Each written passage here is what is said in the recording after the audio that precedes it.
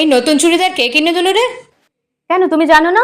এই জামাটা তো দাদাবাবু কিনে দিয়েছে আমাকে কালকে। তখন দাদাবাবু আমায় ফোন করে বলল, মালতী চ, চৈত্র সেলে চ, তোকে কয়েকটা জামা কিনে দিই। তোর জামা নেই, ভালো লাগে না যখন কাজ করতে আসিস, ভালো ভালো জামা তোকে কিনে দিই চ।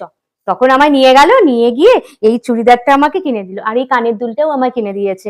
আমি এই তোর দাদাবাবুকে বললাম যে আমাকে নিয়ে একটু চৈত্র মার্কেটে নিয়ে চলো, আমার অনেকগুলো জামা কাপড় কেনার দরকার। কিছুতে আমায় কিনে দিল না। আমাকে তো দাদাবাবু বলল যে সাজলে তোকে খুব সুন্দর লাগে। আমার তো এই চুড়িদারটা খুব ভালো লেগেছে। দাদাবাবু আরো কয়েকটা চুড়িদার কিনে দিয়েছে আমাকে। আমি তো বললাম যে বৌদিমণির জন্য কিছু কিনবে না?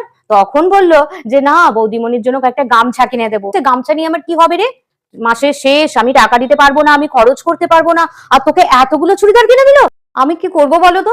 তোমার মনে না খুব হিংসে। আমার মনে হিংসে?